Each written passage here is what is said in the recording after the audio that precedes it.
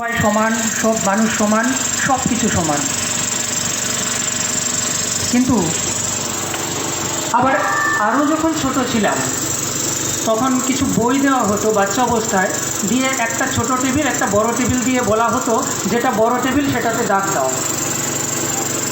এখানে প্রকৃতিতে বড় ছোট কি, কোন গাছটা বড় কোন গাছটা ছোট, এগুলো শেখানো হয়েছে। আর একটু বড় হয়ে দেখলাম না, সবাই সমান। বিষয়গুলো ঠিক পরিষ্কার ছিল না তখন, কিন্তু সৌভাগ্য ছিল যে ছোটোবেলাতে শ্রী ঠাকুরের সান্নিধ্যে তার এই সৎসঙ্গে অংশগ্রহণ করার, আর তার ভেতর দিয়ে তার দয়া কিছুটা দৃষ্টি খুলতে শুরু করলো। সেদিন বুঝলাম না, ঠাকুর বললেন যে সব সমান, এই কথাটা একটা চরম ভুল। সব সমান নয়। কি করে সব সমান? যদি সব সমানই হয় তাহলে আমার শিক্ষক আর আমি সমান, আমি কেন তার কাছে পড়তে যাব? যদি সব সমান হয় তাহলে আমি কেন আচার্যদেবের কাছে যাব? যদি সব সমান হয় তবে আমি কেন আমার যে শ্রেয় যিনি তার কাছে আমি শিখতে যাব? তাই সব সমান কথাটা এই দিক থেকেও ভুল। ঠিক তেমনি প্রকৃতিও সব সমানকে স্বীকার করে না। যদি তাই হতো তাহলে নদীতে জল প্রবাহমান থাকতো না।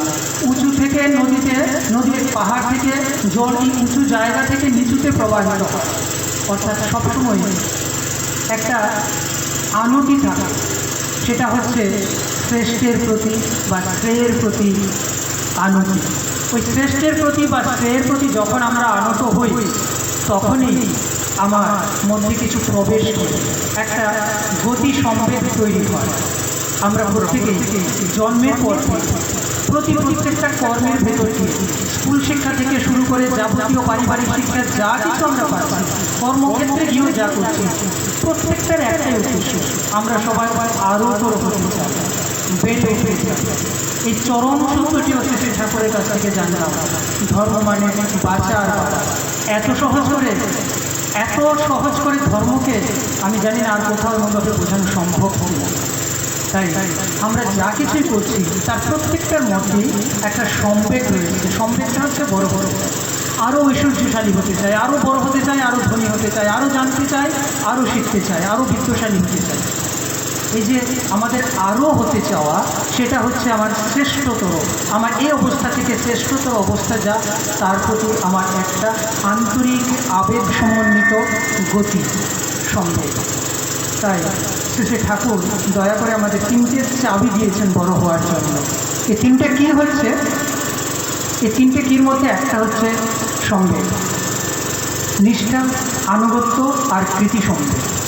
এই নিষ্ঠা, আনুগত্য আর কৃতি সম্বেগ যখনই একটা মানুষের মধ্যে গ্রথিত হয়, সেই মানুষটি তখন ওই শ্রেয়ের দিকে, উচ্চতর দিকে তখন ধাবিত হতে থাকে। যেমন করে প্রকৃতিতেও এই ঘটনা নিয়ত ঘটে চলেছে। এই যে বিদ্যুৎ চলে যাচ্ছিল, কেন চলে যাচ্ছে? কিছুক্ষণ পরপর কি আসছে সেখানে দুটো তার আছে। এই ফ্যান, মাইক্রোফোন কিংবা লাইট আমরা যাই বলি, প্রত্যেকটার মধ্যে দুটো তার আছে। একটা তারে উচ্চ বিভব আর একটা তারে নিম্ন বিভব। ওই উচ্চ বিভব থেকে নিম্ন বিভবে ইলেকট্রন চলে বলেই এখানে তড়িতের প্রবাহ শুরু হয়। অর্থাৎ এখানেও রয়েছে একটা গতি সম্বেগ। আর এই গতি সম্বেগের জন্য আমার মধ্যে এই গতি সম্বেগটা গ্রথিত করার জন্য দরকার আনুগত্য। আমি যদি অনুগত হই একজন শ্রেয়ের প্রতি, একজন শ্রেষ্ঠ শিক্ষকের প্রতি, এই অনুগতি আমার মধ্যে নিষ্ঠা তৈরি করে।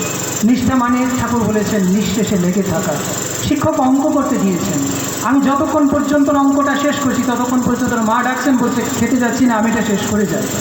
অর্থাৎ ওই শিক্ষকের প্রতি তার যে নিষ্ঠা, শিক্ষকের দেওয়া কর্মের প্রতি তার যে নিষ্ঠা, এই নিষ্ঠা তার মধ্যে এক কৃতি সম্বেগ তৈরি করেছে, যা দিয়ে সে অঙ্কটা না কষে উঠতে পারছে না।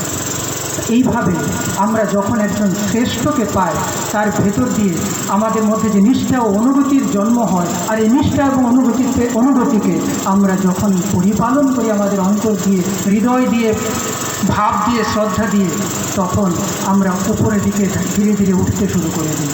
শ্রী ঠাকুর এমন সহজ করে আমাদের পথ দিয়ে দেখিয়েছেন।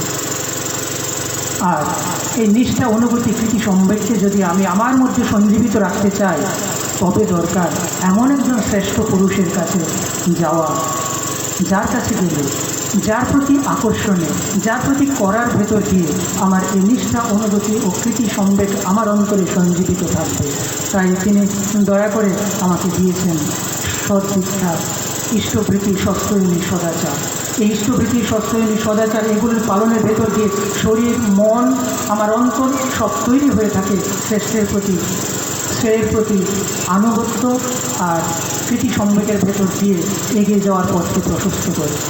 এই যে জিনিস আমরা পেয়েছি, এটাই আমাদের কাছে প্রাপ্তি। কোনো অলৌকিক কিছু আমার ঠাকুর আমাকে দেননি। আমার ঠাকুর দিয়েছেন কীভাবে আমি এই নিষ্ঠা, স্মৃতি সম্বেককে বাঁচিয়ে রেখে, অন্তরে সঞ্জীবিত রেখে কীভাবে এগিয়ে চলতে পারব। আর তদুপরি আরও যেটা পেয়েছি সেটা হচ্ছে জীবন্ত আচার্যের সান্নিধ্যে যাওয়ার মতো সুযোগ, যার কাছ থেকে আমি আমার যুগ উপযোগী, পরিবেশ উপযোগী, পরিস্থিতি উপযোগী সমস্ত সম্পদ, ঐশ্বর্য যার কাছ থেকে আমি নিতে পারি, তার প্রতি নিষ্ঠার মাধ্যমে, শ্রদ্ধার মাধ্যমে। তাই শ্রেষ্ঠের প্রতি শ্রদ্ধা, নিষ্ঠা ও অনুভূতির ভেতর দিয়ে আমরা এগিয়ে চলি বলেই আমরা হয়তো তাকে প্রতিষ্ঠিত করতে চাই অন্তরে। যে একজন সিনেমার নায়ককে ভালোবাসে, সে তার ছবি অন্তরে গেঁথে রাখে, ঘরের দেওয়ালেও টানা।